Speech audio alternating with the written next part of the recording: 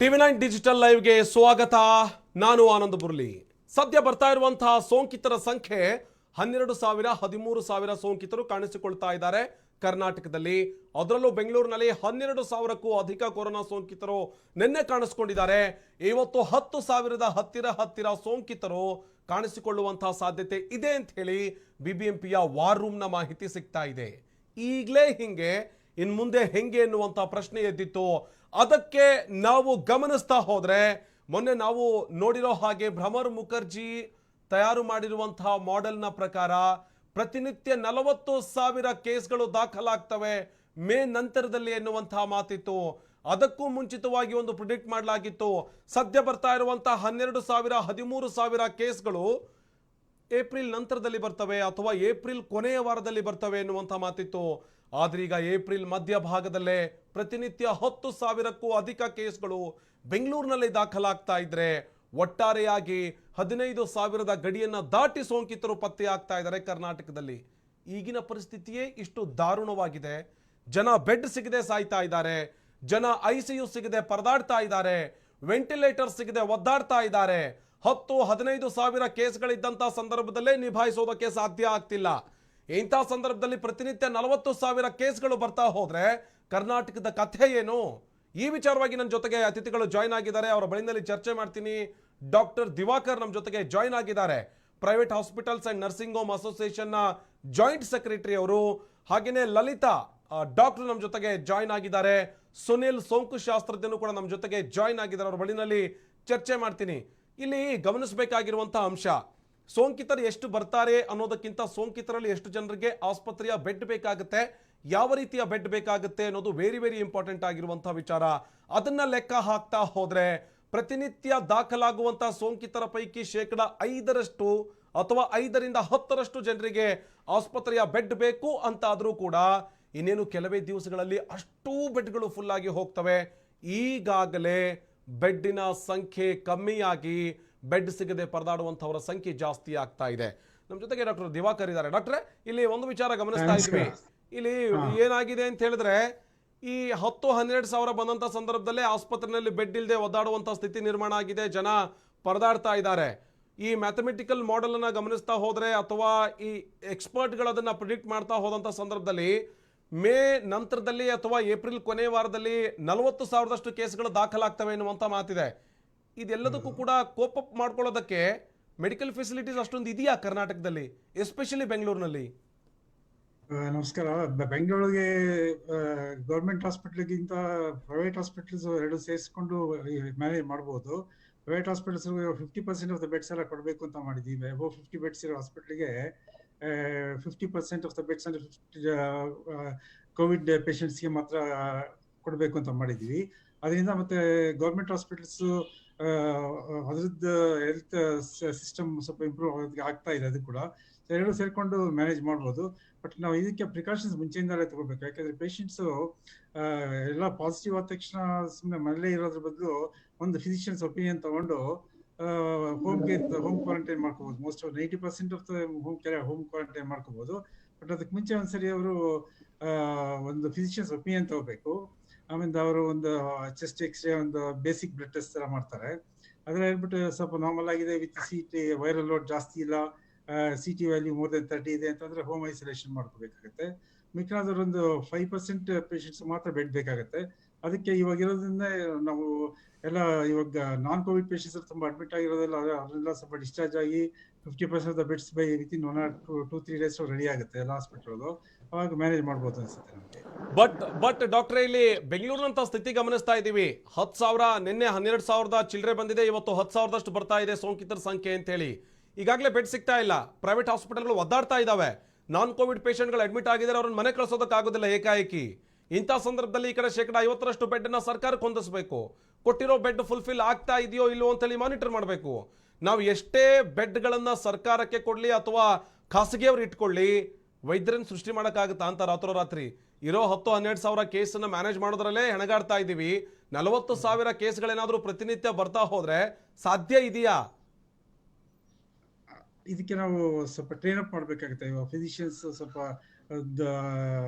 Experience ಇರೋ doctors ಅವ್ರನ್ನೆಲ್ಲ ಮತ್ತೆ ಜಾಬ್ ಬನ್ನಿ ರಿಪೋರ್ಟ್ ಮಾಡ್ಕೊಳ್ಳಿ ಅಂತ ಹೇಳ್ಬೇಕಾಗುತ್ತೆ. ಮತ್ತೆ ನಮ್ಮ ಬೇರೆ ಬೇರೆ ಹಾಸ್ಪಿಟಲ್ಸ್ಗೆ ಮೆಡಿಕಲ್ ಕಾಲೇಜ್ ಅಂತ ಕಡೆ ಬೆಡ್ಸ್ ಜಾಸ್ತಿ ಮಾಡ್ಬೋದು. ಯಾಕಂದ್ರೆ ಅಲ್ಲಿ ಹಾಸ್ಟೆಲ್ ವೇಕೆಂಟ್ ಖಾಲಿ ಮಾಡಿಸಿ ಅಲ್ಲೆಲ್ಲ ಬೆಡ್ಸ್ ಜಾಸ್ತಿ ಮಾಡ್ಬೋದು. ಆಮೇಲೆ ಅದಕ್ಕೆ ಬೇಕಾಗಿದ್ದ ನರ್ಸಸ್ ಮತ್ತೆ ಡಾಕ್ಟರ್ಸ್ ಕೂಡ ಸ್ವಲ್ಪ ಜೂನಿಯರ್ ಡಾಕ್ಟರ್ಸ್ ರೆಸಿಡೆಂಟ್ಸ್ ಅವರಿಗೆಲ್ಲ ಸ್ವಲ್ಪ ಟ್ರೈನ್ ಅಪ್ ಮಾಡ್ಬೇಕಾಗುತ್ತೆ, ಬೇಸಿಕ್ ಕೇರ್ ಯಾವ ತರ ಕೊಡೋದಕ್ಕೆ ಅಂತ. ಹೈಯರ್ ಎಂಡ್ ಕೇರ್ ಬೇಕಾದಾಗ ಮಾತ್ರ ಸ್ಪೆಷಲಿಸ್ಟ್ ಬಂದು ನೋಡ್ಬೇಕು, ಪಲ್ಮನಾಲಜಿಸ್ಟ್ ಅಂತ ಬಂದು ನೋಡ್ಬೇಕು, ಆ ತರ ಮಾಡ್ಬೇಕಾಗುತ್ತೆ. ಇದೆಲ್ಲ ಮಾಡ್ಕೊಂಡು ನಾವು ಇವಾಗಿಂದ ರೆಡಿ ಆದ್ರೆ ಇದಕ್ಕೆಲ್ಲ ನಾವು ಗ್ಯಾರಂಟಿ ನಾವು ಕರೆಕ್ಟ್ ಟ್ರೀಟ್ಮೆಂಟ್ ಎಲ್ಲ ಮಾಡ್ಬೋದು ಅಂತ ಅನ್ಸುತ್ತೆ. ಡಾಕ್ಟರ್, ನಿಮ್ಮ ಜೊತೆಗೆ ಮತ್ತೆ ಮಾತನಾಡಿಸ್ತೇನೆ. ಡಾಕ್ಟರ್ ಲಲಿತಾ ಅವರು ನಮ್ಮ ಜೊತೆಗೆ ಜಾಯ್ನ್ ಆಗಿದ್ದಾರೆ, ಅವ್ರ ಜೊತೆ ಕೂಡ ಮಾತನಾಡ್ತೀನಿ. ಮೇಡಮ್, ಇಲ್ಲಿ ಗಮನಿಸ್ತಾ ಇದ್ವಿ 40,000ದಷ್ಟು ಸಂಖ್ಯೆ ಸೋಂಕಿತರು ಬರ್ತಾ ಹೋದ್ರೆ ನಿಜವಾಗ್ಲೂ ಮ್ಯಾನೇಜ್ ಮಾಡೋದಕ್ಕಾಗತ್ತಾ ಅಂತ? ನಮಸ್ಕಾರ. ಈಗಿರೋ ಪರಿಸ್ಥಿತಿ ನೋಡ್ತಾ ಇದ್ರೆ ಕೇಸಸ್ ಇನ್ಕ್ರೀಸ್ ಆಗ್ತಿರೋದು ಖಂಡಿತ ನಿಜ, ಆದ್ರೆ ಆತಂಕ ಬೇಡ. ಈಗಾಗ್ಲೇ ಗವರ್ಮೆಂಟ್ ಕೂಡ ಸ್ಕೇಲ್ ಅಪ್ ಮಾಡ್ತಾ ಇದೆ ಕೇಸಸ್ ನ. ಬಟ್ ಏನ್ ಗಮನಿಸ್ಬೇಕು ನಾವು ಅಂದ್ರೆ, ಈಗಿರೋ 10,000 ಕೇಸಸ್ ಏನಾಗ್ತಾ ಇದೆ ಬೆಂಗಳೂರಲ್ಲಿ ಅಂತ ನಾವ್ ಹೇಳ್ತೀವೋ, ಈಗ ನೀವು ಕೋವಿಡ್ ಗವರ್ಮೆಂಟ್ ಬೆಡ್ ಫೆಸಿಲಿಟೀಸ್ ನೋಡ್ಕೊಂಡ್ರೆ ಸರಿ ಸುಮಾರು ಈಗ 6,000 ಬೆಡ್ ಏನೋ ಇದೆ, 6,000 ಚಿಲ್ಲರೆ ಬೆಡ್ ಇದೆ. ಬಟ್ ಅದ್ರಲ್ಲಿ ನೋಡಿದ್ರೆ ನೀವು ಆಲ್ಮೋಸ್ಟ್ 5,000 ಕೇಸಸ್ ಫಿಲ್ ಅಪ್ ಆಗಿದೆ, 1,375 ಇದೆ. ಅದ್ರಲ್ಲೂ ಜಾಸ್ತಿ ಕೋವಿಡ್ ಕೇರ್ ಸೆಂಟರ್ಸ್ ಅಲ್ಲಿ ಇರ್ಬೇಕು ಮೋಸ್ಟ್ಲಿ. ಸೊ ಈ ತರ ಇದ್ರೆ ಪರಿಸ್ಥಿತಿ. ಆಮೇಲೆ ಇಂಪಾರ್ಟೆಂಟ್ ಏನಾಗ್ತಿರೋದು ಅಂದ್ರೆ, ನಮಗ್ ಬೇಕಾಗಿರೋದು ಈಗ ವೆಂಟಿಲೇಟರ್ಸ್ ಬೆಡ್ಸ್, ICU ಬೆಡ್ಸ್, ಅದು ಸ್ವಲ್ಪ ಎಲ್ಲಾ ಕಡೆ ಫಿಲ್ ಅಪ್ ಆಗಿರುವಂತದ್ದು. ಮತ್ತೆ ಅಗತ್ಯವಿರೋ ಪೇಷಂಟ್ಸ್ಗೆ ಬೇಕಾದಾಗ ಅಲ್ಲಿ ಕರೆಕ್ಟ್ ಆಗಿ ಅಲೋಕೇಟ್ ಆಗ್ತಿಲ್ಲ ಅನ್ನೋದೊಂದು ಕೇಳಿ ಬರ್ತಾ ಇದೆ. ಸೊ ಹಾಗಾಗಿ ಮಾಡ್ಬೇಕು ಅಂದ್ರೆ, ಒಂದು ಈಗ ಕೇಸ್ ಮ್ಯಾನೇಜ್ಮೆಂಟ್ ಒಂದು ಎಷ್ಟು ಕ್ರಿಟಿಕಲ್, ಈಗ ಅದನ್ನ ಜಾಸ್ತಿ ಆಗದೆ ಇರೋ ತರ ನೋಡ್ಕೊಳ್ಳೋದು ನಮ್ಮೆಲ್ಲರ ಜವಾಬ್ದಾರಿ ಅಂತ ನನ್ನ ಅನ್ಸಿಕೆ. ಸೊ ಈಗ prevention is the best tool ಅಂತ ನಾನು ಬಯಸ್ತೀನಿ. ಈಗ ಯಾಕಂದ್ರೆ ಈಗ 10,000 12,000 ಕೇಸಸ್ಗೆ ಈಗ ನೀವು ಯಾವ್ದೇ ಹಾಸ್ಪಿಟ್ಲಿಗೆ ಫೋನ್ ಮಾಡಿ ಬೆಡ್ ಸಿಗ್ತಾ ಇಲ್ಲ ಅಂತ ಪರಿಸ್ಥಿತಿ ಬಂದಿದೆ ಈಗ. ಸೊ ಇನ್ನ ಜಾಸ್ತಿ ಆದ್ರೆ 20,000 25,000 ಅಂತ ಜಾಸ್ತಿ ಆದ್ರೆ ಎಲ್ಲಿ ಬೆಡ್ ಅಲೋಕೇಟ್ ಮಾಡೋದು, ಮತ್ತೆ ಆತಂಕ ಕ್ರಿಯೇಟ್ ಮಾಡುತ್ತೆ. ಆಮೇಲೆ ಇದನ್ನ ಅವಾಯ್ಡ್ ಮಾಡ್ಬೋದು, ಖಂಡಿತ ಅವಾಯ್ಡ್ ಮಾಡ್ಬೋದು. ಅನ್ನೆಸೆಸರಿ ಹೊರಗಡೆ ಹೋಗೋದನ್ನ ಅವಾಯ್ಡ್ ಮಾಡ್ಬೇಕು. ಆಮೇಲೆ ಮಾಸ್ಕ್ ಧರಿಸೋದನ್ನ ಖಂಡಿತ ಎಲ್ಲಾರು ಪಾಲಿಸ್ಲೇಬೇಕಾಗತ್ತೆ ಇವತ್ತಿನ ಪರಿಸ್ಥಿತಿಲಿ. ನೆಗ್ಲೆಕ್ಟ್ ಅದೇನಾಗಿದೆ ಅಂದ್ರೆ, ಕೋವಿಡ್ ಫಸ್ಟ್ ವೇವ್ ಆದ್ಮೇಲೆ ಈಗ ಸೆಕೆಂಡ್ ವೇವ್ ಅಲ್ಲಿ ಎಲ್ಲಾ ಜನರು ತರ ತುಂಬಾ ಕೇರ್ಲೆಸ್ ಆಗ್ಬಿಟ್ಟಿದ್ದಾರೆ. ನಮಗ್ ಬರಲ್ಲ ಬಿಡಿ, ಏನ್ ಆಗಲ್ಲ ಅನ್ನೋ ತರ. ಬಟ್ ಯಾವ ಮನೇಲಿ ಕೋವಿಡ್ ಅಫೆಕ್ಟ್ ಆಗಿ ಅವ್ರಿಗೆ ಸಾವಾಗಿದೆಯೋ ಅಂತವ್ರ ಮನೇಲಿ ನಾವು ವಿಚಾರಿಸಿದ್ರೆ ಗೊತ್ತಾಗತ್ತೆ ಇದ್ರ ತೀವ್ರತೆ ಎಷ್ಟು ಅನ್ನೋದು. ಸೊ ಅದಕ್ಕೆ ನಾನು ಏನ್ ಸಜೆಸ್ಟ್ ಮಾಡ್ತೀನಿ ಅಂದ್ರೆ, ಒಂದು ಆಗಿರೋ ಕೇಸ್ಗೆ ಮ್ಯಾನೇಜ್ಮೆಂಟ್ ಮಾಡಕ್ಕೆ ಸರ್ಕಾರದ ಎಲ್ಲಾ ಪ್ರಯತ್ನಗಳು ನಡೀತಾ ಇದೆ. ಮತ್ತೆ ಇದಕ್ಕೆ ಸೂಕ್ತವಾಗಿ ಸರ್ಕಾರ ಕೂಡ ಸ್ಪಂದಿಸ್ತಾ ಇದೆ, ಮತ್ತೆ ಪ್ರೈವೇಟ್ ಆಸ್ಪತ್ರೆಗಳು ಕೂಡ ಸ್ಪಂದಿಸ್ತಾ ಇದ್ದಾರೆ. 50% ಬೆಡ್ ನ ಅಲೋಕೇಟ್ ಮಾಡ್ತಾ ಇದ್ದಾರೆ. ಎಷ್ಟೇ ಮಾಡಿದ್ರು ನಾವು ಜಾಸ್ತಿ ಆಗ್ತಾ ಇದ್ರೆ ಕೇಸಸ್, ಅದನ್ನ ಟ್ರೀಟ್ ಮಾಡಕ್ಕೆ ಮ್ಯಾನ್ ಪವರ್ ಬೇಕಾಗುತ್ತೆ. ಅಗೈನ್ ನಾವು ತಿಳ್ಕೊಬೇಕಾಗಿರೋದು ಏನು ಅಂದ್ರೆ, ಅಗೈನ್ ಮ್ಯಾನ್ ಪವರ್ ಅಂದ್ರೆ ಡಾಕ್ಟರ್ಸ್ ಇದಾರೆ, ನರ್ಸಸ್ ಇದಾರೆ, ಅವ್ರಿಗೂ ಆತಂಕ ಇರುತ್ತೆ ಅಲ್ವಾ ಟ್ರೀಟ್ ಮಾಡೋದ್ರಾಗ್ಲಿ. ತಿರ್ಗಾ ಅವ್ರು ವಾಪಸ್ ಮನೆಗೆ ಹೋಗ್ಬೇಕು ಟ್ರೀಟ್ ಮಾಡಿ. ಆ ಪರಿಸ್ಥಿತಿ ಬಂದಾಗ, ತುಂಬಾ ಜಾಸ್ತಿ ಆದಾಗ ಅವ್ರಿಗೂ ಮಾಡಕ್ಕೆ ಕಷ್ಟ ಆಗುತ್ತೆ. ಅದಕ್ಕೆ ಈಗ ನಮ್ಮ ಜನಗಳು ಕೂಡ ಇದಕ್ಕೆ ಸ್ಪಂದಿಸ್ಬೇಕಾಗತ್ತೆ. ಮತ್ತೆ ಸೂಕ್ತ ರೀತಿ ಜವಾಬ್ದಾರಿಯಾಗಿ ವರ್ತಿಸ್ಬೇಕಾಗತ್ತೆ. ಎಲ್ಲೇ ಹೊರಗಡೆ ಇದ್ದಾಗ ಸೋಷಿಯಲ್ ಡಿಸ್ಟೆನ್ಸಿಂಗ್ ಮೇಂಟೈನ್ ಮಾಡಿ, ಮಾಸ್ಕ್ ಉಪಯೋಗಿಸಿ, ಮತ್ತೆ ಅನವಶ್ಯಕವಾಗಿ ಕ್ರೌಡೆಡ್ ಸ್ಪೇಸಸ್ ನ ಅವಾಯ್ಡ್ ಮಾಡಿ ಅಂತ. ಮುಖ್ಯವಾಗಿ ಇವಾಗ ವ್ಯಾಕ್ಸಿನೇಷನ್ ಎಲ್ಲಾ ಕಡೆ ಅವೈಲಬಲ್ ಇದೆ, ಫ್ರೀ ಆಗಿ ಕೊಡ್ತಾ ಇದ್ದಾರೆ. ಗವರ್ಮೆಂಟ್ ಹಾಸ್ಪಿಟಲ್ ಅಲ್ಲಿ, ಪ್ರೈವೇಟ್ ಅಲ್ಲಿ 250 ರೂಪೀಸ್ಗೆ ಅವೈಲಬಲ್ ಇದೆ. ಖಂಡಿತ ಎಸ್ಪೆಷಲಿ ಎಲಿಜಿಬಲ್ ಪಾಪ್ಯುಲೇಷನ್ ಅಂದ್ರೆ ಮೋರ್ ದನ್ 45 years ಯಾರೇ ಇದ್ರು ವ್ಯಾಕ್ಸಿನೇಷನ್ ತಗೊಳ್ಳಿ. ಯಾವುದೇ ಭಯ ಅಥವಾ ಆತಂಕ ಬೇಕಿಲ್ಲ.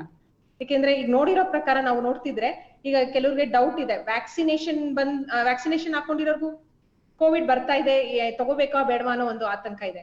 ಖಂಡಿತ ತಗೊಳ್ಳಿ. ಯಾಕೆಂದ್ರೆ ವ್ಯಾಕ್ಸಿನೇಷನ್ ತಗೊಂಡವರಲ್ಲಿ ನೋಡಿದ್ರೆ ಕೋವಿಡ್ ಬರ್ತಿರೋ ತೀವ್ರತೆ ತುಂಬಾ ಕಮ್ಮಿ ಇದೆ, ಸಾವು ಪ್ರಮಾಣ ಕಮ್ಮಿ ಇದೆ, ಸಿವಿಯಾರಿಟಿ ಕಮ್ಮಿ ಇದೆ.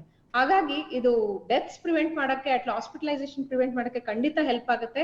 ಸೊ ಎಲ್ಲಾ eligible people should take vaccination ಅಂತ ನಾನು ಹೇಳ್ತೀನಿ. ಡಾಕ್ಟರ್, ಮತ್ತೆ ನಿಮ್ ಜೊತೆಗೆ ಮಾತನಾಡ್ತೀನಿ, ಸಾಕಷ್ಟು ವಿಚಾರ ಇದೆ. ಡಾಕ್ಟರ್ ಸುನಿಲ್ ನಮ್ಮ ಜೊತೆಗೆ ಜಾಯ್ನ್ ಆಗಿದ್ದಾರೆ. ಡಾಕ್ಟರ್ ಸುನಿಲ್ ಅವರೇ, ಇಲ್ಲಿ ಮೊನ್ನೆ ಮಾತನಾಡ್ತಾ ಇದ್ದಂತ ಸಂದರ್ಭದಲ್ಲಿ 40,000 ಕೇಸ್ ಬಂದ್ರೆ ಏನ್ ಮಾಡೋದು, ಏನ್ ಗತಿ ಅಂತ ಹೇಳಿ ಮಾತನಾಡ್ತಾ ಇದ್ವಿ. ಅವ್ರ ಜೊತೆಗೆ ಮಾತಾಡ್ತೀನಿ, ಡಾಕ್ಟರ್ ಸುನಿಲ್ ಅವ್ರ ಜೊತೆಗೆ. ಡಾಕ್ಟರ್ ಗಿರಿಧರ್ ಅವರೇ, ಇಲ್ಲಿ ಡಾಕ್ಟರ್ ದಿವಾಕರ್ ಸರ್ ಇಲ್ಲಿ ಗಮನಿಸ್ತಾ ಇದ್ವಿ, ಮೇಡಮ್ ಹೇಳ್ತಾ ಇರೋ ಹಾಗೆ ನಾವು ಇಲ್ಲಿ ಕೇರ್ಲೆಸ್ ಆಗಿದ್ದೀವಿ ಅಥವಾ ನಾವು ಒಂದು ಸ್ವಲ್ಪ ಮೈ ಮರ್ತಿದ್ದೀವಿ ಅನ್ನುವಂಥದ್ದು ಎದ್ದು ಕಾಣಿಸ್ತಾ ಇದೆ. ಹೀಗಾಗಿ ಕೇಸ್ಗಳ ಸಂಖ್ಯೆ ಜಾಸ್ತಿ ಇದೆ ಅಂತ ಹೇಳಿ. ನಮ್ಮ ಮೈ ಮರವು ಅಥವಾ ನಾವು ತೋರ್ತಾ ಇರುವಂತಹ ನಿರ್ಲಕ್ಷ್ಯ ಆಸ್ಪತ್ರೆಯವರ ಮೇಲೆ ದೊಡ್ಡ ಮಟ್ಟದ ಒತ್ತಡ ಆಗೋದಕ್ಕೆ ಕಾರಣ ಆಗ್ತಾ ಇದೆ. ಯಾಕಂದ್ರೆ ವ್ಯಾಕ್ಸಿನೇಷನ್ ತಗೊಂಡ್ಮೇಲೆ ಎಲ್ಲ ನಮ್ಗೆ ಏನು ಬೇಕಾಗಿಲ್ಲ, ಮಾಸ್ಕ್ ಬೇಕಾಗಿಲ್ಲ, ಕೋವಿಡ್ ಹೋಗ್ಬೋದು ಆ ಥರ ಹಾಕೊಂಡು ನಾವೆಲ್ಲ ವ್ಯಾಕ್ಸಿನ್ ಏನ್ ಬೇಕಾದ್ರೆ ಮಾಡ್ಬೋದು ಅಂತ ಮಾಸ್ಕ್ ಹಾಕೊಳ್ಳೋದೆಲ್ಲ ಎಷ್ಟು ಜನ ತೆಗೆದು ಬಿಡ್ತಾ ಇದ್ದಾರೆ. ಸೋಷಿಯಲ್ ಡಿಸ್ಟೆನ್ಸಿಂಗ್ ಮೇಂಟೈನ್ ಮಾಡ್ತಾ ಇಲ್ಲ. ಇದೆಲ್ಲದರಿಂದ ನಂಬರ್ಸ್ ಜಾಸ್ತಿ ಆಗುತ್ತೆ. ಒಬ್ರು ಯಾರು ಎಸಿಂಪ್ಟೊಮ್ಯಾಟಿಕ್ ಕ್ಯಾರಿಯರ್ಸ್ ಯಾರು ಇರ್ತಾರೋ ಗೊತ್ತಾಗಲ್ಲ.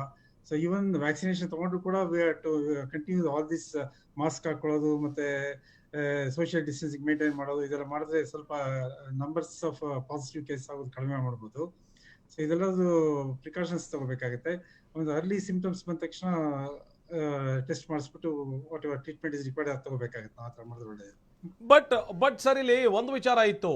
ಈ ಆಸ್ಪತ್ರೆಗಳಲ್ಲಿ ನೀವು ಬೆಡ್ಗಳನ್ನ ಜಾಸ್ತಿ ಮಾಡಬಹುದು, ಅಥವಾ ಬರುವಂತಹ ರೋಗಿಗಳ ಸಂಖ್ಯೆ ಜಾಸ್ತಿ ಆಗ್ತಾ ಇದ್ದ ಹಾಗೆ ಮತ್ತೊಂದಷ್ಟು ಬೆಡ್ ಅನ್ನ ಕ್ರಿಯೇಟ್ ಮಾಡಬಹುದು. ಆದ್ರೆ ವೈದ್ಯರು ಈಗಾಗಲೇ ದೊಡ್ಡ ಮಟ್ಟದ ಒತ್ತಡಕ್ಕೆ ಸಿಲುಕಿದ್ದಾರೆ. ಕಳೆದ 1 ವರ್ಷದಿಂದ ಇದೇ ಕೆಲಸ ಮಾಡ್ತಾ ಇದ್ದಾರೆ. ಆಸ್ಪತ್ರೆಯ ಸ್ಟಾಫ್ ನರ್ಸ್ ಆಗಿರ್ಬೋದು, ಬೇರೆ ಬೇರೆ ಸಿಬ್ಬಂದಿ ಆಗಿರ್ಬೋದು. ಒಂಥರ ಏನಾಗ್ತಿದೆ ಅಂತ ಹೇಳಿದ್ರೆ, ಎಷ್ಟಪ್ಪ ಈ ಕೆಲಸ ಮಾಡೋದು ಅಂತ ಹೇಳಿ ಅನ್ನಿಸ್ತಾ ಇದೆ. ಈ ಸೋಂಕಿತರ ಸಂಖ್ಯೆ ಇವತ್ತಿರೋದಕ್ಕಿಂತ 3-4 ಪಟ್ಟು ಜಾಸ್ತಿ ಬರ್ತಾ ಹೋದ್ರೆ ಅವ್ರು ಮಾನಸಿಕವಾಗಿ ಅವರನ್ನ ಹಿಡಿದಿಟ್ಕೊಳ್ಳುವಂತ ಕೆಲಸ ಆಗ್ಬೇಕಾಗುತ್ತೆ. ಆ ನಿಟ್ಟಿನಲ್ಲಿ ಸೊ ಅದಕ್ಕೆ ನಾವು ವೈದ್ಯರಿಗೆ ಸ್ವಲ್ಪ ಎಂಕರೇಜ್ಮೆಂಟ್ ಮತ್ತೆ ಅವ್ರಿಗೆ ಸ್ಪಿರಿಟ್ ಜಾಸ್ತಿ ಆಗೋ ಥರ ಏನಾದ್ರು ಮಾಡಬೇಕು. ಜೊತೆಗೆ ಸ್ವಲ್ಪ ಟ್ರೈನ್ ಅಪ್, ಸ್ವಲ್ಪ ಜೂನಿಯರ್ ಡಾಕ್ಟರ್ಸ್ಗೆ ಟ್ರೈನ್ ಅಪ್ ಮಾಡಿ ಅವರಿಗೆಲ್ಲ ಪೇಷಂಟ್ ನೋಡ್ಕೊಳ್ಳೋ ಥರ ಪ್ರಾಕ್ಟೀಸ್ ಟ್ರೈನಿಂಗ್ ಕೊಡಬೇಕಾಗುತ್ತೆ. ಅಂಡ್ ಹೊಸ ಡಾಕ್ಟರ್ಸ್ ಯಾರು ನ್ಯೂ ಪೋಸ್ಟ್ ಗ್ರಾಜುಯೇಟ್ ಸ್ಟೂಡೆಂಟ್ಸ್ ಅಂತನೆಲ್ಲ ಅಪಾಯಿಂಟ್ ಮಾಡ್ಕೊಂಡು ಅವರಿಗೆ ಟ್ರೈನಿಂಗ್ ಎಲ್ಲ ಕೊಡ್ಬೋದು ಈಗ. ಸೊ ಆ ಥರ ಟ್ರೈನ್ ಅಪ್ ಮಾಡಿದ್ರೆ ಐ ಥಿಂಕ್ ಡಾಕ್ಟರ್ಸ್, ವೈದ್ಯರ ಸಂಖ್ಯೆ ಸ್ವಲ್ಪ ಜಾಸ್ತಿ ಮಾಡ್ಬೋದು. ಆಮೇಲೆ ಪ್ರೈವೇಟ್ ಹಾಸ್ಪಿಟಲ್ಸ್ ಮತ್ತೆ ಗೌರ್ಮೆಂಟ್ ಹಾಸ್ಪಿಟಲ್ಸ್ ಎರಡು ಕಡೆ ಸೇರಿಸಿದ್ರೆ ಡಾಕ್ಟರ್ಸ್ ಸಂಖ್ಯೆ ಬೇಕಷ್ಟಿದೆ. ಸೊ ಎಲ್ಲರಿಗೂ ಸ್ವಲ್ಪ ಡಾಕ್ಟರ್ಸ್ ಹೆಲ್ಪ್ ತಗೊಂಡು ಮಾಡ್ಬೋದು ಅನ್ಸುತ್ತೆ. ನಿಜ ನಿಜ ನಾವು ಅಡ್ವೈಸರಿ ಮಾಡ್ತಾ ಇದ್ದೀವಿ. ನಮ್ಮ ಪ್ರೈವೇಟ್ ಹಾಸ್ಪಿಟಲ್ ಅಸೋಸಿಯೇಷನ್ ಕಡೆಯಿಂದ ಒಂದು ಡೈರೆಕ್ಟರಿ ಇದೆ, ಅದ್ರೂ ಕೂಡ ಎಲ್ಲ ಡಾಕ್ಟರ್ಸ್ ನೇಮ್ಸ್ ಎಲ್ಲ ಇದೆ. ಅಡ್ವೈಸರಿ ಮಾಡ್ಬಿಟ್ಟು ಎಲ್ಲ ಡಾಕ್ಟರ್ಸ್ ಕಳಿಸ್ತಾ ಇದ್ದೀವಿ ನಾವು. ಈ ತರ ಆದಷ್ಟು ಇನ್ವಾಲ್ವ್ ಆಗಿ ಹೆಲ್ಪ್ ಮಾಡಿ ಅಂತ ಹೇಳ್ತಾ ಇದ್ದೀವಿ. ಓಕೆ ಡಾಕ್ಟರ್, ನಿಮ್ಮ ಜೊತೆಗೆ ಮತ್ತೆ ಮಾತನಾಡ್ತೀನಿ. ಡಾಕ್ಟರ್ ಲಲಿತಾ ಅವರೇ, ಇಲ್ಲಿ ಒಂದು ವಿಚಾರ ಹೇಳ್ತಾ ಇದ್ರು ಡಾಕ್ಟರ್ ದಿವಾಕರ್ ಅವರು ಮಾತಾಡುವಂಥ ಸಂದರ್ಭದಲ್ಲಿ, ನಾವು ಟ್ರೈನ್ ಅಪ್ ಮಾಡಬೇಕಾಗುತ್ತೆ ಮೆಡಿಕಲ್ ಫೆಸಿಲಿಟಿ ಅಥವಾ ಮೆಡಿಕಲ್ ಸ್ಟಾಫ್ಗೆ ನಾವು ಟ್ರೈನ್ ಅಪ್ ಮಾಡಬೇಕಾಗುತ್ತೆ, ಸ್ಟಾಫ್ ನರ್ಸ್ಗೆ ಟ್ರೈನ್ ಅಪ್ ಮಾಡಬೇಕಾಗುತ್ತೆ, ಹಿರಿಯ ವೈದ್ಯರ ಕಡೆಯಿಂದ ಕಿರಿಯ ವೈದ್ಯರಿಗೆ ಒಂದು ಸ್ವಲ್ಪ ಮೋಟಿವೇಶನ್ ಮಾಡಬೇಕಾಗುತ್ತೆ ಅಂತದ್ದು. ಆದರೆ ಕಳೆದ 1 ವರ್ಷದ ಅವಧಿನಲ್ಲಿ ವೈದ್ಯರು ಅನುಭವಿಸಿರುವಂಥ ಕಷ್ಟ ನಾವು ಕಣ್ಣಾರೆ ಕಂಡಿದ್ದೀವಿ. ಇಂಥ ಸಂದರ್ಭದಲ್ಲಿ ಕೇಸ್ಗಳ ಸಂಖ್ಯೆ ಜಾಸ್ತಿ ಆಗ್ತಾ ಹೋದರೆ, ಬೆಡ್ಡಿನ ಸಮಸ್ಯೆ ಒಂದು ಕಡೆ ಆದರೆ ವೈದ್ಯರಿಗೆ ಚಿಕಿತ್ಸೆ ಕೊಡೋದಕ್ಕೂ ಕೂಡ ದೊಡ್ಡ ಮಟ್ಟದ ಸಮಸ್ಯೆ ಆಗುವಂಥ ಎಲ್ಲ ಸಾಧ್ಯತೆಗಳಿದೆ. ಆ ನಿಟ್ಟಿನಲ್ಲಿ ಏನು ಮಾಡಬೇಕು ಅಂತ ಒಂದ್ ಹೇಳಕ್ಕೆ ಇಷ್ಟಪಡ್ತೀನಿ. ಈ ಕೋವಿಡ್ ಒಂದು ಟ್ರೀಟ್ಮೆಂಟ್ ಆಸ್ಪೆಕ್ಟ್ ಆದ್ರೆ ಅಲ್ಲಿ ತುಂಬಾ ಇನ್ನೊಂದು ಫಿಯರ್ ಸೈಕೋಸಿಸ್ ಇದೆ, ಮತ್ತೆ ಭಯದ ವಾತಾವರಣ ಇದೆ. ಅಲ್ಲಿ ಒಂದು ನಿಮ್ಮ ಡಾಕ್ಟರ್ಸ್ಗೆ ಟ್ರೀಟ್ಮೆಂಟ್ ಒಂದೇ ಜವಾಬ್ದಾರಿ ಇಲ್ಲ, ಅಲ್ಲಿ ಅವ್ರಿಗೆ ಕೌನ್ಸಿಲ್ ಮಾಡುವಂತದ್ದು. ಜೊತೆಗೆ ಅಲ್ಲಿ ಹೊರಗಡೆ ಇರೋ ಫ್ಯಾಮಿಲಿ ಕೂಡ ಈ ಪೇಷಂಟ್ ಏನಾಗ್ತಿದೆ ಅಂತ ಅವ್ರಿಗೆ ಒಂದು ಆತಂಕ. ಆ ಒಂದು ಫ್ಯಾಮಿಲಿ ಕೌನ್ಸಿಲಿಂಗ್ ಪಾರ್ಟ್ ಒಂದ್ ಮಟ್ಟಿಗೆ ನಡೀತಾ ಇದೆ. ಬಟ್ ಸುಮಾರು ಜನಕ್ಕೆ ಏನಾಗ್ತಿದೆ ಒಳಗಡೆ ಹಾಸ್ಪಿಟಲ್ ಅನ್ನೋದು ಭಯ ಕೂಡ ಇದೆ. ಕೆಲವು ಹಾಸ್ಪಿಟಲ್ಗಳಲ್ಲಿ they have helpline, they are supporting them. So ಆ ಒಂದು ಆಸ್ಪೆಕ್ಟ್. ಈಗ ಟ್ರೀಟಿಂಗ್ ಡಾಕ್ಟರ್ಸ್ ಇರ್ಬೋದು, ನರ್ಸಸ್ ಇರ್ಬೋದು, ಹೌಸ್ ಕೀಪಿಂಗ್ ಸ್ಟಾಫ್ ಇರ್ಬೋದು, ಅವರು ಟ್ರೀಟ್ ಮಾಡ್ತಿರುವ ಪೇಷಂಟ್ಸ್ ಅವ್ರಿಗೆ ನೋಡ್ತಾ ಅವ್ರ ಸೈಕಲಾಜಿಕಲ್ ಕೂಡ ನಾವು ಗಮನಿಸಬೇಕಾಗುತ್ತೆ. ಬಟ್ ಕೆಲವು ನಮ್ಮ ಆಸ್ಪತ್ರೆಗಳಲ್ಲಿ ಪ್ರೈವೇಟ್ ಅಲ್ಲಿ ವಿ ಡೂ ದ ಕೌನ್ಸಿಲಿಂಗ್. ಅವ್ರಿಗೆ ಒಂದು ಟ್ರೀಟ್ಮೆಂಟ್, 1 ವೀಕ್ ಟ್ರೀಟ್ಮೆಂಟ್ ಆದ್ಮೇಲೆ, I mean 1 week cycle of posting ಆದ್ಮೇಲೆ ಅವ್ರಿಗೆ ಬ್ರೇಕ್ ಕೊಟ್ಟು ನಂತರ ಅವ್ರಿಗೆ ನಾನ್ ಕೋವಿಡ್ ಡ್ಯೂಟಿ ಹಾಕಿ ಮತ್ತೆ ಅವ್ರಿಗೆ ಚೇತರಿಸ್ಕೊಳ್ಳಕ್ಕೆ ಮಾನಸಿಕವಾಗಿ, ಫಿಸಿಕಲಿ ಇಲ್ಲದೆ ಇದ್ರು ಮಾನಸಿಕವಾಗಿ ಅವ್ರಿಗೆ ಚೇತರಿಸ್ಕೊಂಡು ಟ್ರೀಟ್ ಮಾಡೋಕೆ ನಾವು ಶಕ್ತಿ ತುಂಬಿಸ್ತಿದೀವಿ. ಬಟ್ ಎಷ್ಟೇ ಆದ್ರೂ ಅವ್ರು ಮನುಷ್ಯರು ಅನ್ನೋದು ನಾವು ಎಲ್ಲರೂ ಅರ್ಥ ಮಾಡ್ಕೋಬೇಕು. ಅದಕ್ಕೆ ನಾನು ಏನ್ ಹೇಳ್ತಿರೋದು ಅಂದ್ರೆ, ವೈದ್ಯರಾಗಿ ನಾವು ಕರ್ತವ್ಯ ಮಾಡ್ತೀವಿ, ಇಲ್ಲ ಅಂತ ಹೇಳಲ್ಲ. ಬಟ್ ಅದೇ ರೀತಿ ಸಾರ್ವಜನಿಕರಿಗೂ ಅವ್ರ ಜವಾಬ್ದಾರಿ ಇಟ್ಕೊಂಡು ಇದನ್ನ ಪ್ರಿವೆಂಟ್ ಮಾಡೋಕ್ಕಾದ್ರೆ ಮಾಡ್ಬೇಕು ಅನ್ನೋದು ನನ್ನ ಅನಿಸಿಕೆ ಕೂಡ. ಮತ್ತೆ ಇನ್ನೊಂದು ಏನಾಗುತ್ತೆ ಅಂದ್ರೆ, ಈಗ ಡಾಕ್ಟರ್ಸ್ ನರ್ಸಸ್ ಏನ್ ಅವರು ಅಲ್ಲಿ ವರ್ಕ್ ಮಾಡೋ ಕಂಡೀಷನ್ ಇದೆಯಲ್ಲ, ಇದು ಮುಂಚಿನ ತರ ಬೇರೆ ಪೇಷಂಟ್ಸ್ ಆದ್ರೆ ಅವ್ರು ರೌಂಡ್ಸ್ ಮಾಡ್ಕೊಂಡು ಬರೋದು ಈಸಿ ಆಗಿರೋದು. ಈಗ PPE ಕಿಟ್ ಹಾಕೊಂಡು ನೀವು ಮಾಸ್ಕೇ ನೀವು ಒಂದ್ 5 ನಿಮಿಷ 10 ನಿಮಿಷ ಹಾಕೊಳ್ದೆ ಇರೋರು ಅವ್ರು PPE ಕಿಟ್ ಹಾಕೊಂಡು ಟ್ರೀಟ್ ಮಾಡ್ಬೇಕಾದ್ರೆ ಅವರ ಒಂದು ಫಿಸಿಕಲ್ ಕಂಡೀಷನ್ ಇರ್ಬೋದು, ಸೈಕಲಾಜಿಕಲ್ ಕಂಡೀಷನ್ ಇರ್ಬೋದು, ಖಂಡಿತ ಎಫೆಕ್ಟ್ ಆಗಿರುತ್ತೆ. It's A stressful thing, but they are overcoming and treating the society for the human Mankind. ಆ ರೀತಿ ಇರುವಾಗ ನೀವು ಸ್ವಲ್ಪ ಎಲ್ಲಿ ಹೊರಗಡೆ ಇರ್ತೀರೋ ಅವಾಗ ಮಾಸ್ಕ್ ಉಪಯೋಗಿಸ್ಕೊಳ್ಳಿ. ಅಷ್ಟು ಕೂಡ ನೀವು ಮಾಡ್ಲಿಲ್ಲ ಅಂದ್ರೆ, ನಿಮ್ ಓನ್ ಸೇಫ್ಟಿಗೆ ನೀವು ಮಾಡ್ಲಿಲ್ಲ ಅಂದ್ರೆ ನೀವು ಬೇರೆಯವ್ರಿಗೂ ತೊಂದರೆ ಕೊಡ್ತಿದ್ದೀರಾ, ಮತ್ತೆ ನಮ್ಮ ಹೆಲ್ತ್ ಸಿಸ್ಟಮ್ಗೂ ಕೂಡ ಹೊರೆ ಆಗುತ್ತೆ ಅಂತ ನಾನು ಹೇಳ ಬಯಸ್ತೀನಿ. ನಿಜ. ಡಾಕ್ಟರ್ ದಿವಾಕರ್ ಅವರೇ, ಇಲ್ಲಿ ಒಂದು ವಿಚಾರ ಇಲ್ಲಿ ನಾವು ಗಮನಿಸ್ತಾ ಇದ್ವಿ. ಮೇಡಮ್ ಹೇಳ್ತಾ ಇದ್ರು, ನಾವು ಎಷ್ಟೇ ಫೆಸಿಲಿಟಿ ಕೊಟ್ಟರು, ಎಷ್ಟೇ ಮೋಟಿವೇಟ್ ಮಾಡಿದ್ರು, ಅವರು ಕೂಡ ಮನುಷ್ಯರೇ, ಅವ್ರಿಗೂ ಕೂಡ ಸಾಕಷ್ಟು ಸಮಸ್ಯೆಗಳಿರ್ತವೆ, ಟ್ರೀಟ್ಮೆಂಟ್ ಕೊಟ್ಟು ಮನೆಗೆ ಹೋಗಬೇಕಾದಂಥ ಅನಿವಾರ್ಯತೆ ಇರುತ್ತೆ ಅಂತೇಳಿ. ಇಲ್ಲಿ ಡಾಕ್ಟರ್ ದಿವಾಕರ್ ಅವರೇ, ಬೆಂಗಳೂರಿನ ಒಟ್ಟು ಆಸ್ಪತ್ರೆ, ಖಾಸಗಿ ಆಸ್ಪತ್ರೆ ಆಗಿರ್ಬೋದು ಅಥವಾ ಸರ್ಕಾರಿ ಆಸ್ಪತ್ರೆ ಆಗಿರ್ಬೋದು, ಅಷ್ಟು ಆಸ್ಪತ್ರೆಗಳು ಸೇರಿಸಿ ಅಲ್ಲಿರುವಂಥ ಬೆಡ್, ಅಲ್ಲಿರುವಂಥ ಕೆಪಾಸಿಟಿ, ವೈದ್ಯರ ಅವೈಲೇಬಿಲಿಟಿ, ಇದನ್ನೆಲ್ಲ ಗಮನ ಹರಿಸ್ತಾ ಹೋದರೆ ಏನು ಮಾಡೋದಕ್ಕೆ ಸಾಧ್ಯ ಅಂತ ಈಗಿರೋ ಕೇಸ್ಗಳಲ್ಲೇ ನಾವು ಪ್ರತಿನಿತ್ಯ ಗಮನಿಸ್ತಾ ಇದ್ದೀವಿ. ಬೆಡ್ ಸಿಗ್ತಾ ಇಲ್ಲ, ICU ಸಿಗ್ತಾ ಇಲ್ಲ, ವೆಂಟಿಲೇಟರ್ ಸಿಗ್ತಾ ಇಲ್ಲ, ಜನ ಸಾಯ್ತಾ ಇದ್ದಾರೆ ಅಂತೇಳಿ. ಇರುವಂಥ ಇಂಥ ಲಿಮಿಟೆಡ್ ಸೋರ್ಸಲ್ಲಿ ಇನ್ನೂ ಕೇಸ್ಗಳ ಸಂಖ್ಯೆ ಜಾಸ್ತಿ ಆಗ್ತಾ ಹೋದರೆ ಏನು ಮಾಡೋದಕ್ಕೆ ಸಾಧ್ಯ ಆಗುತ್ತೆ? ನಾವು ಆದಷ್ಟು ಪೇಷಂಟ್ ಸ್ವಲ್ಪ ಬೇಗ ಅರ್ಲಿ ಡಿಸ್ಚಾರ್ಜ್ ಬೇಗ ಮಾಡೋಕ್ಕಾಗುತ್ತಾ ನೋಡ್ಬೇಕಾಗುತ್ತೆ. ಇವಾಗ ಒಂದು ಸ್ವಲ್ಪ ರಿಕವರಿ ಆದ ತಕ್ಷಣ ಡಿಸ್ಚಾರ್ಜ್ ಮಾಡಿ ಹೋಮ್ ಐಸೋಲೇಷನ್ ಅಡ್ವೈಸ್ ಮಾಡಬೇಕಾಗುತ್ತೆ. ಇಲ್ಲೇ ಇದ್ರೆ ಬೇರೆ ಬೆಡ್ಸ್ ಎಲ್ಲ ಬೇಕಾದ್ರೆ ಜಾಸ್ತಿ ಮಾಡೋದು, ಡಾಕ್ಟರ್ಸ್ ಎಲ್ಲ ಸ್ವಲ್ಪ ಕಷ್ಟ ಆಗುತ್ತೆ ಅರೇಂಜ್ ಮಾಡೋದಕ್ಕೆ. ಸೊ ಈ ತರ ಅರ್ಲಿ ಡಿಸ್ಚಾರ್ಜ್ ಮಾಡಬೇಕಾಗತ್ತೆ. ಅಂಡ್ ಇನ್ನು ಸ್ವಲ್ಪ ಕೋವಿಡ್ ಬೆಡ್ಸ್ ಜಾಸ್ತಿ ಮಾಡೋಕ್ಕಾಗುತ್ತಾ ನೋಡ್ಬೇಕಾಗುತ್ತೆ. ಮತ್ತೆ ಬೇರೆ ಯಾವ್ದಾದ್ರು ಡಾಕ್ಟರ್ಸ್ಗೆ ಇದಕ್ಕೆ ಟ್ರೈನ್ ಅಪ್ ಮಾಡೋಕ್ಕಾಗುತ್ತೆ, ಅದನ್ನ ನೋಡ್ಕೋಬೇಕಾಗತ್ತೆ. ಆಮೇಲೆ ಬೇರೆ ಇನ್ನೊಂದು ಇನ್ವಾಲ್ವ್ ಮಾಡೋಕ್ಕಾಗುತ್ತಾ ಸರ್ವಿಸ್ ಒಳಗೆ, ಅದರ್ ದೆನ್ ಪ್ಯಾರಾಮೆಡಿಕಲ್ಸ್ ಸ್ಟಾಫ್ನ ಎಲ್ಲ ಇನ್ವಾಲ್ವ್ ಮಾಡೋ ಥರ ಮಾಡಬೇಕಾಗುತ್ತೆ. ಅದರಿಂದೆಲ್ಲ ಹೆಲ್ಪ್ ಆಗುತ್ತೆ. ಅದು ಪ್ರೈವೇಟ್ ಡಾಕ್ಟರ್ಸ್ ಜಾಸ್ತಿ ಇನ್ವಾಲ್ವ್ ಮಾಡಬೇಕಾಗುತ್ತೆ ಇದ್ರೊಳಗೆ. ಓಕೆ, ನಿಮ್ಮ ಜೊತೆ ಮಾತನಾಡ್ತೀನಿ ಡಾಕ್ಟರ್ ದಿವಾಕರ್ ಅವರೇ. ನಮ್ಮ ಜೊತೆಗೆ ಡಾಕ್ಟರ್ ಸುನೀಲ್ ಇಲ್ಲಿ ಸಂಪರ್ಕದಲ್ಲಿದ್ದಾರೆ, ದೂರವಾಣಿ ಸಂಪರ್ಕದಲ್ಲಿದ್ದಾರೆ. ಡಾಕ್ಟರ್, ಇಲ್ಲಿ ಗಮನಿಸ್ತಾ ಇದ್ದೀವಿ, ನೀವೊಂದು ಬಾಂಬ್ ಸಿಡಿಸಿದ್ರೆ ಬೆಳಗ್ಗೆ ನನ್ನ ಮೊಬೈಲ್ಗೊಂದು ಮೆಸೇಜ್ ಕಳಿಸೋ ಮೂಲಕ 40,000 ಅಂತೇಳಿ ನಾವು ಇಟ್ಕೊಂಡಿದ್ದೀವಿ, 40,000ಕ್ಕೇನೆ ಹೆಂಗೆ ಒದ್ದಾಡುತ್ತಪ್ಪ ಕರ್ನಾಟಕ ಅಂತೇಳಿ ಭಯ ಬಿದ್ದಿದ್ದೀವಿ. ನೀವು ತೋರಿಸ್ತಾ ಇದ್ದೀರಿ 80,000 ಕೇಸ್ಗಳಾಗ್ಬೋದು ಅಂತೇಳಿ. ಈ ಮ್ಯಾಥಮೆಟಿಕಲ್ ಮಾಡೆಲನ್ನು ಗಮನಿಸ್ತಾ ಹೋದರೆ ಅಷ್ಟು ಸಂಖ್ಯೆಯ ಕೊರೋನಾ ಸೋಂಕಿತರು ಪತ್ತೆಯಾದರೆ ಅವ್ರಿಗೆ ಚಿಕಿತ್ಸೆ ಕೊಡೋದಕ್ಕೆ ನಮ್ಮ ಹತ್ರ ವ್ಯವಸ್ಥೆ ಇದೆಯಾ ಅಂತ? ಇಲ್ಲ ಆನಂದ್ ಅವರೇ, ಖಂಡಿತವಾಗ್ಲೂ ಇದು ಇವನ್ 40,000 ಕೊಡ್ಲಿಕ್ಕೆ ಕಷ್ಟ ಆಗುತ್ತೆ. ಅದಂತೂ ವೆರಿ ಶ್ಯೂರ್. ಈಗಿರೋಂಥ ಕೇಸಸ್ ಅಲ್ಲಿ ಪರ್ಟಿಕ್ಯುಲರ್ಲಿ ಬೆಂಗಳೂರಲ್ಲಿ ನಾವು ನೋಡ್ತಾ ಹೋದಾಗ ಈಗ ಆಲ್ರೆಡಿ ಎಲ್ಲ ಕಡೆ ಬೆಡ್ಸ್ ಇಲ್ಲ, ICU ಬೆಡ್ಸ್ ಅಂತೂ ಇಲ್ಲ, ವೆಂಟಿಲೇಟರ್ ಇಲ್ಲ, ಆಕ್ಸಿಜನೇಟೆಡ್ ಬೆಡ್ ಸಿಗ್ತಾ ಇಲ್ಲ.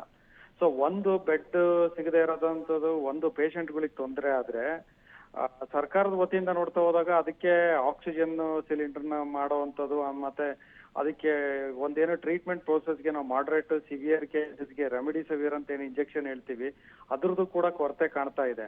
ಸೊ ರೆಮಿಡಿಸಿವಿರ್ ಇಂಜೆಕ್ಷನ್ ಕೊಟ್ರೆ ರಿಕವರಿ ಚೆನ್ನಾಗಿರುತ್ತೆ, ಅದು ಸಿಗ್ತಾ ಇಲ್ಲ. ಆಕ್ಸಿಜನ್ ಈಗ ಸದ್ಯದ ಮಟ್ಟಿಗೆ ಓಕೆ ಅನ್ಸುತ್ತೆ. ಬಟ್ ಇನ್ನು ಇದೇ ರೀತಿ ಇನ್ನೊಂದು 5,000 ಕೇಸಸ್ ಆದ್ರೆ ಅವಾಗ ಕಷ್ಟದ ಕೆಲಸ ಆಗುತ್ತೆ. ಯಾಕಂದ್ರೆ ಒಂದ್ಸಲ SDO ವಾರ್ಡಿಗೆ ಹೋದ್ರೆ ಅವ್ರು ತಕ್ಷಣ ಡಿಸ್ಚಾರ್ಜ್ ಆಗಲ್ಲ. ಸೊ ಸಾಮಾನ್ಯವಾಗಿ ಜನರಲ್ ವಾರ್ಡ್ ಅಲ್ಲಿ ಇದ್ದಾಗ ಇದು ಅಂತ. ಅದಕ್ಕೆ ಸರ್ಕಾರ ಅದನ್ನ ಯಾವ ರೀತಿ ಪ್ರಯಾರಿಟೈಸ್ ಮಾಡಿ ಜನಗಳಿಗೆ ಕಳ್ಸುತ್ತೆ ಅಥವಾ ಜನಗಳಿಗೆ ಒದಗಿಸುತ್ತೆ ಅನ್ನೋದು ತುಂಬಾ ಇಂಪಾರ್ಟೆಂಟ್ ಅಂಶ ಆಗೋಗುತ್ತೆ. ಅದೇ ರೀತಿ ಈಗ ಓಕೆ, ಈಗ ಪ್ರಿಡಿಕ್ಟ್ ಮಾಡ್ತಾ ಇದಾರೆ, ಮಾಡ್ಲು ಪ್ರಿಡಿಕ್ಟ್ ಮಾಡ್ತಾ ಇದಾರೆ, ಅವ್ರ ಕೇಸಸ್ ಜಾಸ್ತಿ ಆಗುತ್ತೆ ಅಂತ ಹೇಳ್ತಾರೆ. ಬಟ್ ಅದು ಪ್ರಿವೆಂಟ್ ಮಾಡ್ಲಿಕ್ಕೆ ಏನಾದ್ರು ಮೆಥಡಾಲಜಿ ಇದೆ, breaking the chain of transmission ಅಂತ ನಾವ್ ಹೇಳ್ತೀವಿ, ಅದು ಸರ್ಕಾರದ ವತಿಯಿಂದ ಆಗ್ಬೇಕಾಗುತ್ತೆ. Strict rules, economic implication follow ಮಾಡಿ ಅಟ್ಲೀಸ್ಟ್ ಈಗ ಅದನ್ನ ನಾರ್ಮ್ಸ್ನೆಲ್ಲ ಕರೆಕ್ಟ್ ಆಗಿ ಈಗಾದ್ರೂ ಸ್ವಲ್ಪ ಫಾಲೋ ಮಾಡಿದ್ರೆ ಮುಂದಿನ ಒಂದು 15-20 ದಿನಗಳಲ್ಲಿ ಕೇಸಸ್ ಸಂಖ್ಯೆ ಕಮ್ಮಿ ಆಗ್ತಾ ಹೋಗ್ಬೋದು. ಬಟ್ ಈಗ ಒಂದು ನಾವು ನೋಡ್ತಾ ಹೋಗ್ಬೇಕು, ಈಗ ಆಲ್ರೆಡಿ ಒಂದ್ ಕೇಸ್ ಪಾಸಿಟಿವ್ ಬಂದ್ರೆ ಅವ್ರಿಗೆ 20 ಜನ ಟೆಸ್ಟ್ ಮಾಡ್ಬೇಕಂತ ಇರುತ್ತೆ.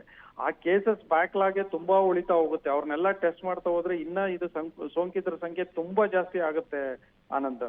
ಸೊ ಅವಾಗ ಪರಿಸ್ಥಿತಿ ಕೈ ಮೀರಿ ಹೋಗ್ಬೋದು ಅಂತ ಅನಿಸ್ತಾ ಇದೆ. ಸೊ ಆದ್ರಿಂದ ಸರ್ಕಾರದಕ್ಕೂ ನಮ್ದು ಮನವಿ ಏನಂದ್ರೆ ಎಚ್ಚೆತ್ಕೊಂಡು ಏನಾದ್ರೂ ಒಂದು ಸ್ಟ್ರಿಕ್ಟ್ ನಾಮ್ಸ್ ತಂದ್ಬಿಟ್ಟು ಅದನ್ನ ಫಾಲೋ ಮಾಡಬೇಕು. ಜನಗಳು ಕೂಡ ಸ್ವಯಂ ಘೋಷಿತ ಜನತಾ ಕರ್ಫ್ಯೂ ಅಂತ ಏನ್ ಹೇಳ್ತೀವಿ ಅದನ್ನ ಅವರು ವಿಧಿಸ್ಕೋಬೇಕಾಗುತ್ತೆ. ಜನಗಳು ಮನೆಯಿಂದ ಆಚೆ ಬರ್ದೇ ಇರುವಂತ ಒಂದು ಪರಿಸ್ಥಿತಿನ ಅವರೇ ನಿರ್ಮಾಣ ಮಾಡ್ಕೋಬೇಕು. ಇದು ಸರ್ಕಾರದ ಕೈಲಿಲ್ಲ, ಅವ್ರ ಕೈಯಲ್ಲಿ ಖಂಡಿತವಾಗ್ಲೂ ಇರುತ್ತೆ. ಒಂದು ಆರೋಗ್ಯವಂತ ಸಮಾಜ ಏನು ನಾವು ನಿರ್ಮಾಣ ಮಾಡ್ಬೋದು, ಅದಕ್ಕೆ ಖಂಡಿತವಾಗ್ಲೂ ಇದು ಅವ್ರ ಕೈಯಲ್ಲಿ ಇರುತ್ತೆ. ನೆಕ್ಸ್ಟ್ ಇನ್ನೊಂದು ನಾನು ಜನರಲ್ಲಿ ಏನು ಕಳಕಳಿಯ ಮನವಿ ಅಂದ್ರೆ, ಈಗ ಜಾತ್ರೆ ಇರ್ಬೋದು, ಹಬ್ಬ ಇರ್ಬೋದು, ಹರಿದಿನ ಇರ್ಬೋದು, ರಿಲಿಜಿಯಸ್ ಗ್ಯಾದರಿಂಗ್ ಇರ್ಬೋದು, ಅಥವಾ ಬೇರೆ ಯಾವುದೇ ತರವಾದ ಇರ್ಬೋದು, ಹೆಲ್ತ್ ಈಸ್ ವೆಲ್ತ್ ಅಂತ ಹೇಳ್ತೀವಿ. ಇವತ್ತು ನಾವು ಚೆನ್ನಾಗಿದ್ರೆ ಅದನ್ನ ಮುಂದಿನ ವರ್ಷದಲ್ಲಿ ಇನ್ನ ತುಂಬಾ ಚೆನ್ನಾಗಿ ಅಥವಾ ಇನ್ನ ಜೀವನ ಪರ್ಯಂತ ಅದನ್ನ ಅನುಭವಿಸ್ಬೋದು. ಬಟ್ ಇವತ್ತೇ ಅದಕ್ಕೆ ಪ್ರಾಬ್ಲಮ್ ಆದ್ರೆ ಮುಂದೆ ಖಂಡಿತವಾಗ್ಲೂ ಅದು ಕಷ್ಟ ಆಗುತ್ತೆ. ಅದಕ್ಕೆ ಹೆಲ್ತ್ ಈಸ್ ವೆಲ್ತ್ ಅಂತ ಪ್ರಯಾರಿಟೈಸ್ ಮಾಡ್ಕೊಂಡು ಜನಗಳು ಮನೇಲೆ ಉಳಿಬೇಕಾಗುತ್ತೆ. ಆದಷ್ಟು ಹೊರಗೆ ಬರ್ದೇ ಇರುವಂತ ಸ್ಥಿತಿ ನೋಡ್ಕೋಬೇಕು. ಸಭೆ ಬಟ್ ಡಾಕ್ಟರ್ ಸುನೀಲ್ ಅವರೇ, ಇಲ್ಲಿ ಒಂದು ವಿಚಾರ ಇತ್ತು. ನೀವ್ ಹೇಳ್ತಾ ಇದ್ರಿ ಈಗಿರೋ ಕೇಸ್ಗಳನ್ನೇ ಮ್ಯಾನೇಜ್ ಮಾಡಕ್ ಆಗ್ತಾ ಇಲ್ಲ, ಇನ್ನೊಂದಷ್ಟು ಕೇಸ್ಗಳು ಬಂದ್ರೆ ತೀರಾ ಸಿವಿಯರ್ ಆಗಿ ಕಷ್ಟಪಡಬೇಕಾದಂತ ಅನಿವಾರ್ಯತೆ ಇದೆ ಅಂತ ಹೇಳಿ. ಆದ್ರೆ ಪ್ರಿಡಿಕ್ಷನ್ ಪ್ರಕಾರ 40,000 80,000 ಅಂತ ಹೇಳಿ ಪ್ರಿಡಿಕ್ಟ್ ಮಾಡ್ತಾ ಇದ್ದಾರೆ. ಅದರಲ್ಲಿ ಅರ್ಧ ಭಾಗ 20,000 ಅಥವಾ 25,000 ಬರೋದಕ್ಕೆ ಸಾಧ್ಯ ಆದ್ರೆ ಖಂಡಿತವಾಗಿಯೂ ಕೂಡ ಅದನ್ನು ಮ್ಯಾನೇಜ್ ಮಾಡೋದಕ್ಕೆ ಸಾಧ್ಯ ಆಗುದಿಲ್ಲ. ದೆಹಲಿ ನಮ್ಮ ಕಣ್ಣು ಮುಂದೆ ಇದೆ. ದೆಹಲಿಯಲ್ಲಿ ಈಗಾಗಲೇ ಲಾಕ್ಡೌನ್ ಅನ್ನ ಘೋಷಣೆ ಮಾಡಲಾಗಿದೆ. ಅಂಥದ್ದೇ ಸ್ಥಿತಿ ಕರ್ನಾಟಕಕ್ಕೆ ಬಂದು ಒದಗಿದ್ರೆ ಮ್ಯಾನೇಜ್ ಮಾಡುವಷ್ಟು ಮೆಡಿಕಲ್ ಫೆಸಿಲಿಟಿ ನಮ್ಮ ಹತ್ರ ಇದೆಯಾ? ಫೆಸಿಲಿಟಿ ಏನಾಗುತ್ತೆ ಅಂದ್ರೆ ಈಗ ಸರ್ಕಾರ ಎಲ್ಲಾ ಕಡೆ ಪ್ರೈವೇಟ್ ಹಾಸ್ಪಿಟ್ಲಿಗೆ 50% ಬೆಡ್ ಕೇಳ್ತಾ ಇದೆ. ಕೆಲವರೆಲ್ಲ 50% ಕೊಟ್ಟಿದ್ದಾರೆ, ಕೆಲವೆಲ್ಲ ಮೆಡಿಕಲ್ ಕಾಲೇಜಸ್ ಮೋರ್ ದೆನ್ 50% ಕೊಟ್ಟು 60-70% ವರೆಗೂ ಕೊಡ್ತಾ ಹೋಗ್ತಿದ್ದಾರೆ.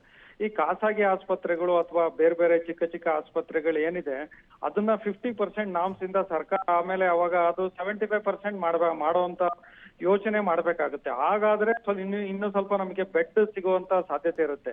ಯಾಕಂದ್ರೆ ನೀವು ಜನರಲ್ ಬೆಡ್ಸ್ ಅಥವಾ ಕಮ್ಯುನಿಟಿ ಕೇರ್ ಸೆಂಟರ್ಸ್ ಏನಿರುತ್ತೆ ಅದನ್ನ ನೀವು ಬೇರೆ ಕಡೆ ಎಲ್ಲಿ ಬೇಕಾದ್ರೂ ಒದಗಿಸಬಹುದು. ಬಟ್ ಈ ಸ್ಪೆಷಲೈಸ್ಡ್ ಕೇರ್ ಅಂತ ನಾವೇನ್ ಹೇಳ್ತೀವಿ, HDU ಬೆಡ್ ಅಥವಾ ICU ಬೆಡ್ಗಳಿಗೆ ಈಗ 50% ಅಂತ ಸರ್ಕಾರ ಏನು ಒಂದು ಮಾನದಂಡ ವಿಧಿಸಿದೆ, ಅದನ್ನ 75%ಗೆ ವಿಧಿಸಬೇಕಾಗತ್ತೆ. ಆವಾಗ ಇನ್ನೊಂದಿಷ್ಟು ಬೆಡ್ಗಳು ನಮಗೆ ಸಿಗುವಂತ ಸಾಧ್ಯತೆಗಳಿರುತ್ತೆ. ಈ ತರ ಸ್ಟ್ರಾಟಜೀಸ್ ನ ಚೇಂಜ್ ಮಾಡ್ತಾ ಹೋಗ್ಬೇಕಾಗತ್ತೆ. ಒಂದೇ ಸ್ಟ್ರಾಟಜಿಗೆ ನಾವು ಇದು ಮಾಡ್ಲಿಕ್ಕೆ ಆಗುದಿಲ್ಲ. ಆಮೇಲೆ ಇದೆ ಆನಂದ್ ಅವರೇ, ಯಾರಿಗೆ ಬೆಡ್ ಅವಶ್ಯಕತೆ ಇದೆ ಅವರಿಗಷ್ಟೇ ಮಾಡ್ಬೇಕಾಗತ್ತೆ. ಅದಕ್ಕೆ ನಾವು ಟ್ರಯೇಜಿಂಗ್ ಸಿಸ್ಟಮ್ ಅಂತ ಹೇಳ್ತೀವಿ. ಸೊ ಮೈಲ್ಡ್ ಮತ್ತೆ ಎಸಿಂಪ್ಟಮ್ಯಾಟಿಕ್ ಕೇಸಸ್ ಏನಿದೆ ಅವರು ಮನೆಯಲ್ಲೇ ಉಳಿಬೇಕಾಗತ್ತೆ. ಸರ್ಕಾರ ಅವ್ರಿಗೆ ಯಾವ್ದೇ ಕಾರಣಕ್ಕೂ ಅವ್ರನ್ನ ಆಸ್ಪತ್ರೆಗೆ ಕಳಿಸಬಾರ್ದು. ಸೊ ಅವ್ರು ಏನಾದ್ರು ಆತರ ಬಂದ್ರೆ ಅವ್ರನ್ನ ಮನೇಲೆ ಹೋಮ್ ಐಸೋಲೇಷನ್ ಮಾಡಿ ಅವರಿಗೆ ಟ್ರೀಟ್ಮೆಂಟ್ ಮಾಡಬೇಕು. ಸೊ ದಟ್ ಈ severe cases, moderate to severe cases ಅಂತ ಏನ್ ಹೇಳ್ತೀವಿ ಅದನ್ನ ನಾವು ಆಸ್ಪತ್ರೆಯಲ್ಲಿ ಸಮರ್ಪಕವಾಗಿ ಚಿಕಿತ್ಸೆ ಕೊಡ್ಬೋದು. ಸೊ 50% ನಾಮ್ಸ್ ಖಂಡಿತವಾಗ್ಲೂ ಈಗ ಮಾಡ್ಬೋದು. ಎಲ್ಲರೂ ಕೊಟ್ರೆ ಇನ್ನೊಂದು 3-4 ದಿನ ವಾರದಲ್ಲಿ ಮಾಡ್ಬೋದು. ಬಟ್ 75% ನಾಮ್ಸಿಗೆ ಯೋಚನೆ ಮಾಡಬೇಕು. ಬಟ್ ಅದಕ್ಕೆ ಖಾಸಗಿ ಆಸ್ಪತ್ರೆಗಳು ಯಾವ ತರ ಸಹಕಾರ ಕೊಡ್ತಾರೆ ಅಂತ ನೋಡೋದು ಇದು ಅಂತ. ಆಮೇಲೆ ಇನ್ನೊಂದು ಪ್ಲಾನ್ ಮಾಡಬಹುದು, ಬೆಂಗಳೂರಲ್ಲಿ ಜಾಸ್ತಿ ಆಗ್ತಾ ಇರೋದ್ರಿಂದ ಡಿಸೆಂಟ್ರಲೈಸೇಷನ್ ಅಂತ ಒಂದು ಯೋಚನೆ ಮಾಡಬೇಕಾಗುತ್ತೆ. ಅಂದ್ರೆ ಪೇಷಂಟ್ಗೆ ತುಮಕೂರು, ರಾಮನಗರ ಸುತ್ತಮುತ್ತ ಈ ತರ ಕೋಲಾರ ಇಲ್ಲೆಲ್ಲ ಏನೇನಿದೆ ಇಲ್ಲಿ ಸ್ವಲ್ಪ ಏನಾದ್ರು ಕೇಸಸ್ ನ ಮಾಡ್ಬೋದಾ. But again referring is a big challenge, treatment is a big challenge, but it's a challenging situation ಅಂತ. Thank you so much doctor Sunil ಅವರೇ. ಇಷ್ಟೊತ್ತು TV9 ಡಿಜಿಟಲ್ ಜೊತೆ ಮಾತನಾಡಿದ್ರೆ ನಿಮ್ಮ ಅಭಿಪ್ರಾಯವನ್ನು ಹಂಚ್ಕೊಂಡ್ರಿ. ಕೊನೆಯದಾಗಿ ಡಾಕ್ಟರ್ ದಿವಾಕರ್ ಅವರೇ, ಏನ್ ಮಾಡಬೇಕು ಅಂತ ಸರ್ಕಾರ ತುರ್ತಾಗಿ ಮಾಡಬೇಕಾಗಿರುವಂತಹ ಕೆಲಸ, ಖಾಸಗಿ ಆಸ್ಪತ್ರೆಗಳು ಮಾಡಬೇಕಾಗಿರುವಂತಹ ಕೆಲಸ, ಜನಸಾಮಾನ್ಯ ಮಾಡಬೇಕಾಗಿರುವಂತಹ ಕೆಲಸ ತುರ್ತಾಗಿ ಸರ್ಕಾರದವರು ಏನಾದ್ರು ಮಾಡಿ ಇದು ಲಾಕ್ಡೌನ್ ಹತ್ರ ಸ್ಟೇಜ್ಗೆ ಬಂದ್ರೆ ಒಳ್ಳೇದು. ಯಾಕಂದ್ರೆ ಇವಾಗ ಈ ಸ್ಪ್ರೆಡ್ ಆಗಿ ನೋಡಿದ್ರೆ ಬೇರೆ ಏನ್ ಮಾಡಕ್ಕೂ ಸಾಧ್ಯ ಇಲ್ಲ. So better to close for about 1 or 2 weeks close ಮಾಡಿದ್ರೆ ಒಳ್ಳೆ ಎಲ್ಲ ಆಕ್ಟಿವಿಟೀಸ್ ನ. ಆಮೇಲೆ ಪ್ರೈವೇಟ್ ಹಾಸ್ಪಿಟಲ್ಸ್ನವರು ವಿಡಿಯೋ ಕನ್ಸಲ್ಟೇಷನ್ಸ್, ಟೆಲಿಕನ್ಸಲ್ಟೇಷನ್ ಜಾಸ್ತಿ ಮಾಡಿ ಹೋಮ್ ಟ್ರೀಟ್ಮೆಂಟ್ಗೆ ಜಾಸ್ತಿ ಪೇಷಂಟ್ಸ್ಗೆ ಎಂಕರೇಜ್ ಮಾಡಬೇಕು. So that hospital bed occupancy ಸ್ವಲ್ಪ ಕಡಿಮೆ ಮಾಡ್ಕೋಬಹುದು ಅದರಿಂದ. ಆಮೇಲೆ ನೆಕ್ಸ್ಟ್ ಎಲ್ಲ ಮಾಡೋದ್ರಿಂದ we can prevent further spread and ಸ್ವಲ್ಪ ವರ್ಕ್ ಲೋಡ್ ಕಡಿಮೆ ಮಾಡ್ಬೋದು ಹಾಸ್ಪಿಟಲ್ಸ್ ಮೇಲೆ. ಮೇನ್ಲಿ ಅಡ್ಮಿಷನ್ ಬೇಕಾಗಿರೋದು ICU ಮತ್ತು ಹೈ ಡೆನ್ಸಿಟಿ ಬೆಡ್ಸ್ ಮಾತ್ರ ಅಡ್ಮಿಟ್ ಮಾಡ್ಕೊಂಡು ಮಿಕ್ಕಿದಲ್ಲಿ ಆದಷ್ಟು home isolation Covid care centre start ಮಾಡ್ತಾ ಇದ್ದಾರೆ ಗೌರ್ಮೆಂಟ್ ಅವರು ಮತ್ತು ಪ್ರೈವೇಟ್ನವರು. ಅಲ್ಲೆಲ್ಲ ಅಡ್ಮಿಟ್ ಮಾಡ್ಬಿಟ್ಟು ಮೈಲ್ಡ್ಲಿ ಸಿಂಪ್ಟಮ್ಯಾಟಿಕ್ ಪೇಷಂಟ್ಸ್ಗೆಲ್ಲ ಟ್ರೀಟ್ಮೆಂಟ್ ಮಾಡೋ ಥರ ಮಾಡ್ಕೋಬೇಕಾಗುತ್ತೆ. ಎಲ್ಲ ಮಾಡೋದ್ರಿಂದ ಹೆಲ್ಪ್ ಆಗುತ್ತೆ. ಥ್ಯಾಂಕ್ ಯು ಡಾಕ್ಟರ್ ದಿವಾಕರ್ ಅವರೇ. ಇಷ್ಟೊತ್ತು TV9 ಡಿಜಿಟಲ್ ಜೊತೆ ಮಾತನಾಡಿದ್ರಿ, ಸಾಕಷ್ಟು ಅಭಿಪ್ರಾಯವನ್ನು ಹಂಚ್ಕೊಂಡ್ರಿ. ಡಾಕ್ಟರ್ ಲಲಿತಾ ಅವರೇ, ಇಲ್ಲಿ ನೋಡಿದಂಥ ಸಂದರ್ಭದಲ್ಲಿ ಜನ ಎಚ್ಚೆತ್ತುಕೊಳ್ಳಬೇಕಾದಂಥ ಅನಿವಾರ್ಯತೆ ಇದೆ. ಇಲ್ಲಿ ಸರ್ಕಾರ ಲಾಕ್ಡೌನ್ ಮಾಡುತ್ತೋ ಬಿಡುತ್ತೋ, ಜನ ತಮ್ಮ ಮೇಲೆ ತಾವು ಸ್ವಲ್ಪ ರಿಸ್ಟ್ರಿಕ್ಷನ್ಸ್ ಅನ್ನ ಹಾಕೊಳ್ಬೇಕಾದಂಥ ಅನಿವಾರ್ಯತೆ ಇದೆ ಅಂತೇಳಿ ಅನ್ಸುತ್ತೆ ತಮಗೆ? ಖಂಡಿತ. ಈಗ ಸರ್ಕಾರ ನಾ ಹೇಳಿದಾಗೆ ವ್ಯವಸ್ಥೆ ಮಾಡ್ತಾ ಇದೆ. ಒಂದೇ ಒಂದು ಸರ್ಕಾರ ಮಾಡ್ಬೇಕಾಗಿದ್ದು ಸ್ಟ್ರಾಟಜೈಸ್ ಮಾಡಿ ನೀಡ್ಫುಲ್ ಪೇಷಂಟ್ಸ್ ಗೆ ಬೆಡ್ ಸಿಗುವಂತದ್ದು ಮಾಡ್ಬೇಕಾಗುತ್ತೆ. ಈಗ ಏನಾಗ್ತಿದೆ ಅಂದ್ರೆ poor is not able to afford, ಒಂಥರ ಅವ್ರಗಳಿಗೆ ಸಿಗ್ತಾ ಇಲ್ಲ. ಅದಕ್ಕೆ ಏನಾದ್ರು ಒಂದು ಸ್ಟ್ರಾಟಜಿ ಮಾಡಿ ಝೋನ್ ವೈಸ್ ಅಥವಾ ವಾರ್ಡ್ ಲೆವೆಲ್ ವೈಸ್ ಮ್ಯಾಪ್ ಮಾಡಿ ಹಾಸ್ಪಿಟಲ್ಸ್ ನ ಪೇಷಂಟ್ಸ್ ನ ಅಲ್ಲೇ ರೆಫರ್ ಆಗೋಂಗೆ, ಮತ್ತೆ ಇನ್ನೊಂದ್ ಸ್ವಲ್ಪ ಕಂಟೈನ್ಮೆಂಟ್ ಮೆಷರ್ಸ್ ಜಾಸ್ತಿ ಮಾಡ್ಬೇಕಾಗುತ್ತೆ. ಅಟ್ಲೀಸ್ಟ್ ಮುಂಚೆ ಏನ್ ಕಂಟೈನ್ಮೆಂಟ್ ಝೋನ್ ಅಂತ ಮಾಡ್ತಿದ್ರು ಅದನ್ನ ಆ ಲೆವೆಲ್ ಮಾಡ್ಲಿಲ್ಲ ಅಂದ್ರೂ ಹೌಸ್ ಹೋಲ್ಡ್ ಲೆವೆಲ್ಗೆ, ಅಂದ್ರೆ ಮನೆ ಮಟ್ಟಿಗೆ ಕಂಟೈನ್ಮೆಂಟ್ ಆದ್ರೆ ಆ ಪಾಸಿಟಿವ್ ಪೇಷಂಟ್ಸ್ ಹೊರಗಡೆ ಹೋಗ್ತಾರೆ ನೋಡ್ಕೋಬೇಕು. ಮುಂಚೆ ಸ್ಟ್ರಿಕ್ಟ್ ಇರೋ ತರ ಇವಾಗ ಇಲ್ಲ. Any positive patient is able to walk out, ಅವ್ರು ಬೇರೆಯವ್ರಿಗೆ ಸ್ಪ್ರೆಡ್ ಮಾಡೋ ಸಾಧ್ಯತೆ ತುಂಬಾ ಜಾಸ್ತಿ ಇದೆ ಇವಾಗ. ಸೊ contact tracing, containment government job ಆಗುತ್ತೆ. ಮತ್ತೆ ಕರೆಕ್ಟ್ ಆಗಿ ಬೆಡ್ ಅಲೋಕೇಶನ್ ಅವ್ರ ರೆಸ್ಪಾನ್ಸಿಬಿಲಿಟಿ ಅವ್ರನ್ನ ಸ್ಕೇಲ್ ಅಪ್ ಮಾಡ್ಕೋಬೇಕಾಗತ್ತೆ. ಮತ್ತೆ ಬೆಡ್ ಅಲೋಕೇಶನ್ ಅವೆಲ್ಲ ಪ್ರೈವೇಟ್ ಅಲ್ಲಿ ಚರ್ಚೆ ನಡೀತಾ ಇದೆ, ಅದ್ ನಡೆಯುತ್ತೆ. Next coming to the community, ಅವ್ರ ಪಾತ್ರ ಇವಾಗ ತುಂಬಾ ಮುಖ್ಯ. ಈಗ ನಿಮ್ಮ ಆರೋಗ್ಯ ನಿಮ್ಮ ಕೈಲಿ ಅಂತ ಹೇಳಕ್ ಇಷ್ಟಪಡ್ತೀನಿ. ಸೊ ಎಲ್ಲಾರು ಅನವಶ್ಯಕವಾಗಿ ಹೊರಗಡೆ ಬರ್ಬೇಡಿ. ಅದ್ರಲ್ಲೂ ವಯಸ್ಸಾದವರಂತೂ ಮಾರ್ಟಾಲಿಟಿ ಇರೋದು ಅವ್ರಿಗೆ ಜಾಸ್ತಿ ಅಫೆಕ್ಟ್ ಆಗ್ತಿರೋದ್ರಿಂದ ವಯಸ್ಸಾದವ್ರು ಖಂಡಿತ ಹೊರಗಡೆ ಬರ್ಬೇಡಿ ಅನವಶ್ಯಕವಾಗಿ. ಮತ್ತೆ ವಯಸ್ಸಾದವ್ರು ಎಲ್ಲಾರ್ಗೂ ವ್ಯಾಕ್ಸಿನೇಷನ್ ಕೊಡುವಂತದ್ದು. ನಾನು ಏನ್ ಹೇಳ್ತೀನಿ, ಒಳಗಡೆ ಪ್ರೊಟೆಕ್ಷನ್ಗೆ ನೀವು ವ್ಯಾಕ್ಸಿನೇಷನ್ ತಗೊಳ್ಳಿ, ಯಾಕಂದ್ರೆ ಇಂಡಿವಿಜುವಲ್ ಆಗಿ ಪ್ರೊಟೆಕ್ಟ್ ಆಗುವಂತದ್ದು ಅದು ವ್ಯಾಕ್ಸಿನೇಷನ್. ಮತ್ತೆ ಹೊರಗಡೆ ಪ್ರೊಟೆಕ್ಟ್ ಮಾಡ್ಕೊಳಕ್ಕೆ ನೀವು ಮಾಸ್ಕ್ ಉಪಯೋಗಿಸಿ ಅಂತ ಹೇಳ್ತೀನಿ. ಮತ್ತೆ ಅವಾಯ್ಡ್ 3 C's. ಕ್ಲೋಸ್ ಕಾನ್ವರ್ಸೇಷನ್ ಬೇಡ, ಕ್ರೌಡೆಡ್ ಸ್ಪೇಸಸ್ ಬೇಡ, ಮತ್ತೆ ತುಂಬಾ ಕ್ಲೋಸ್ ಕಾಂಟ್ಯಾಕ್ಟ್ಸ್ ಬೇಡ. ಇಷ್ಟನ್ನ ನಾವು ಮಾಡ್ಕೊಂಡ್ರೆ ಸರಿ ಸುಮಾರು ಈ ಬ್ರೇಕ್ ಚೈನ್ ನಾವು ಟ್ರಾನ್ಸ್ಮಿಟ್ ಮಾಡ್ಬೋದು. ಯಾವ್ದು ನಂಬರ್ಸ್ ಹೇಳ್ತೀವೋ 2025 ಅವಾಯ್ಡ್ ಮಾಡ್ಬೋದು. ಅವಾಗ ನಿಧಾನಗತಿಲಾದ್ರೆ ನಾವು ಮ್ಯಾನೇಜ್ ಮಾಡ್ಬೋದು. ತುಂಬಾ ಜಾಸ್ತಿ ಒಟ್ಟಾರೆ ಬಂದಾಗ ಯಾವುದೇ ಹೆಲ್ತ್ ಸಿಸ್ಟಮ್ಗೂ ಅಷ್ಟು ಒತ್ತಡ ತಡೆಯೋಕೆ ಆಗೋಲ್ಲ. ಇಟ್ ವಿಲ್ ಸಕಮ್, ಕೊಲ್ಯಾಪ್ಸ್ ಆಗುತ್ತೆ ಸಿಸ್ಟಮ್. ಆಮೇಲೆ ನಮ್ಗೆ ಈಗ ಮಹಾರಾಷ್ಟ್ರ ಸ್ಥಿತಿ ಆ ತರದ್ ನೋಡ್ಬೇಕಾಗುತ್ತೆ ನಮ್ಮ ಬ್ಯಾಂಗ್ಳೂರ್. ಅದನ್ನ ಅವಾಯ್ಡ್ ಮಾಡ್ಬೇಕು ಅಂದ್ರೆ ನಾವೆಲ್ಲರೂ ಕೈ ಜೋಡಿಸಿ ಈ ಒಂದು ಸಣ್ಣ ಮಾಸ್ಕ್ ಉಪಯೋಗಿಸೋದು, ಇವೆಲ್ಲ ಸಿಂಪಲ್ ಮೆಷರ್ಸ್.